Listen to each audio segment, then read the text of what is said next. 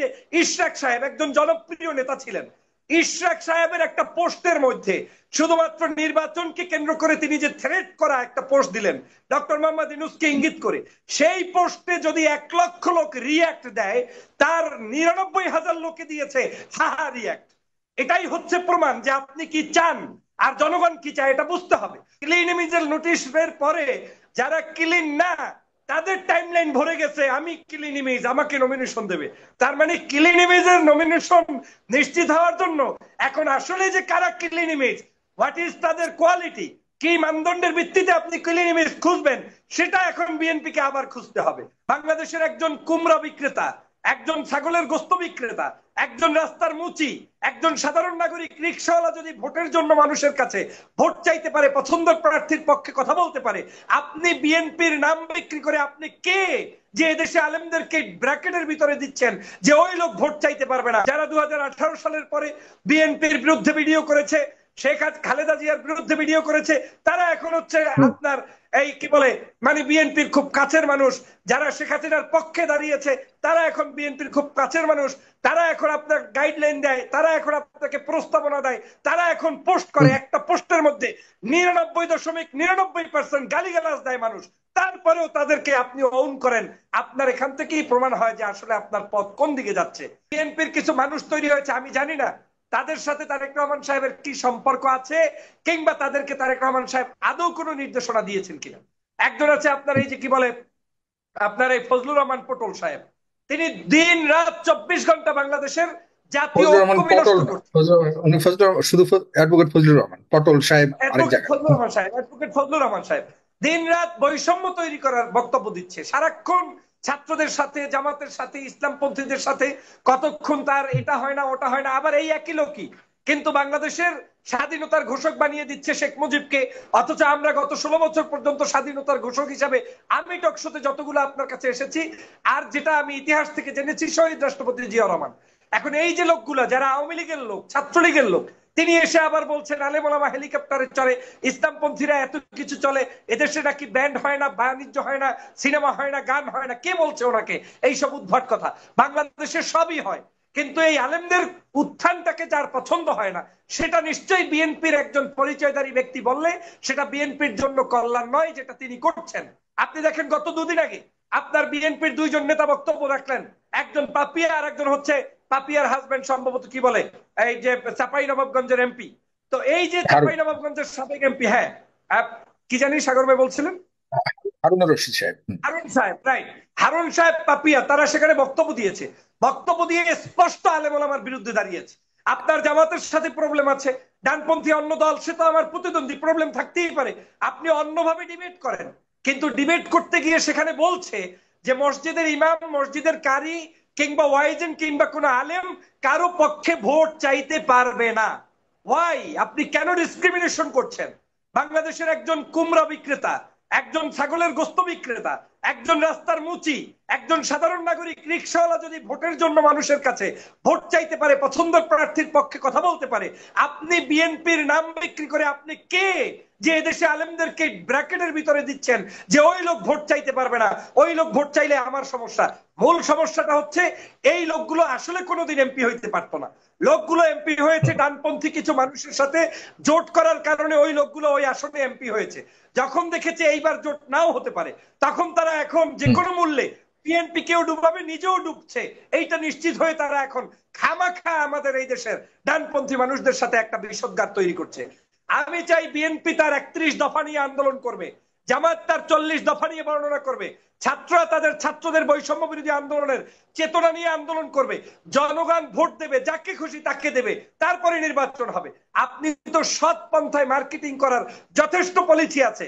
যেই দলের একজন নেতা শহীদ রাষ্ট্রপতি জিয়া রহমান, যেই দলের একজন নেত্রী হচ্ছে 3বারের সাবেক প্রধানমন্ত্রী, যার জীবনে কোনো আসনে নির্বাচনে ঠগে নাই, যেই নেত্রী বাংলাদেশের এখন পর্যন্ত মানদণ্ডে ঐক্যের প্রতীক, জনতার প্রতীক, যে কোনো ব্যক্তিকে তিনি ডাকলে তার সামনে উপস্থিত হতে রাজি, সেই ব্যক্তির ইমেজ থাকা সত্ত্বেও এই দলটাকে তো এইসব ভাড়াটিয়া এমপি, সাবেক কিছু দালাল, আওয়ামী লীগের দালালদেরকে এনে চালাতে হবে না।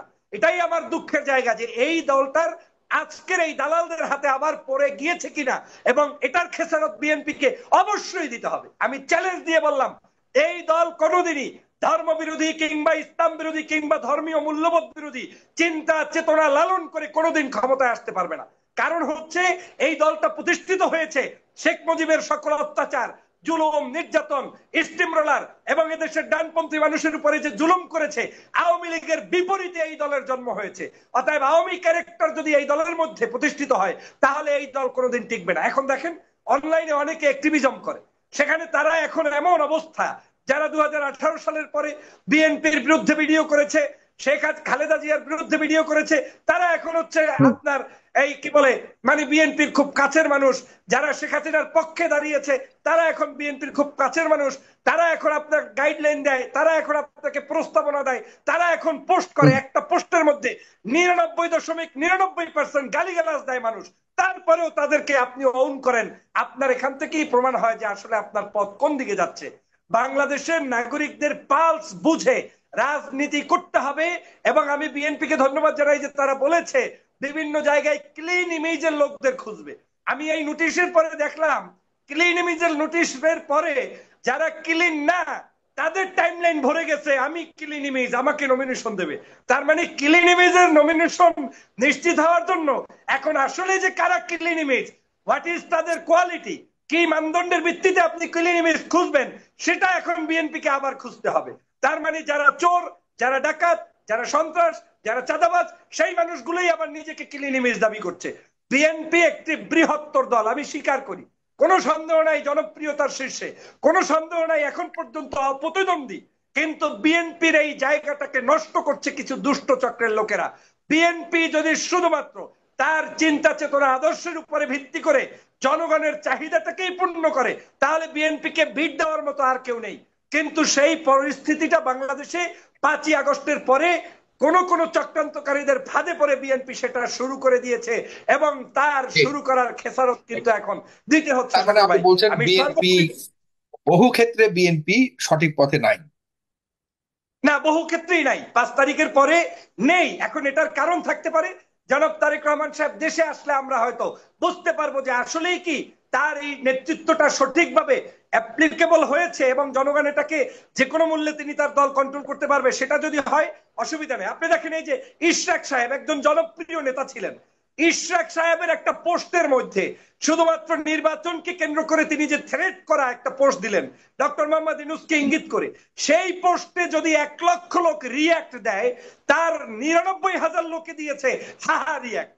এটাই হচ্ছে প্রমাণ যে আপনি কি চান আর জনগণ কি চায় এটা বুঝতে হবে।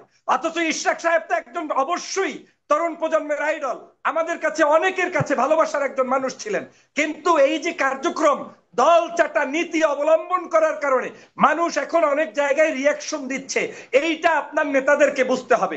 আপনি যদি আওয়ামী লীগের মতো খামখেয়ালিপনা করেন যে জোর করে আমি বসিয়ে দেব, জোর করে বলে দিব, জোর করে বলবো আপনার এটা হবে না, না হবে না।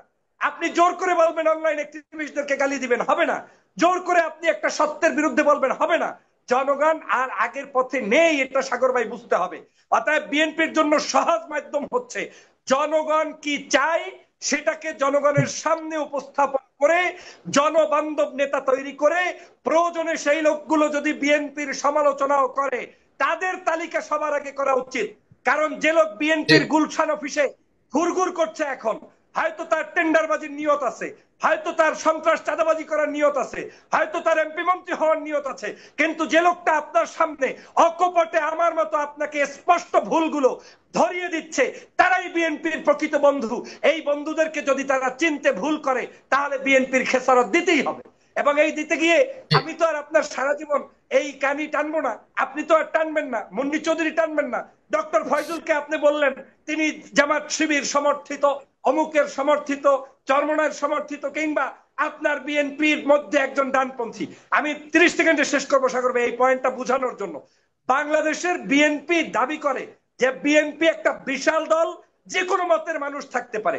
তাহলে এই দলের মধ্যে যারা এখন এই জনবিদ্বেষী জনবিধ্বংসী বিভিন্ন পোস্ট করে, বিভিন্ন ধরনের অ্যাক্টিভিজম চালায়, তারা যদি এই দলে থাকতে পারে তাহলে কেন এই জামাতপন্থী কিংবা আপনার কথা অনুযায়ী যদি সত্য হয় যে লোকগুলো জামাতপন্থী, লোকগুলো ইসলামপন্থী, যেমন মুন্নি চৌধুরীর আমি যতটুকু জানি ওনার জিন্দিগিতে উনি জামাত করে নাই, কিন্তু উনি একজন ভদ্র মহিলা, উনি একজন ভালো মানুষ, উনি ন্যায়ের কথা লেখে, সত্যের কথা লেখে, অনেক সময় জামাত বিরোধী পোস্ট করে, কিন্তু ওই যে দুই একটা পোস্ট ভালো পক্ষে যায়, সাইদের মৃত্যুকে মেনে নিতে পারে না, কিংবা অন্যায় মেনে নিতে পারে না, চাঁদাবাজি মেনে নিতে পারে না, এখন ওনাকে বলা হয় জাসি গ্রুপের সদস্য। আমি জানি না জাসির মিনিংটা কি, আমার জানাও নাই।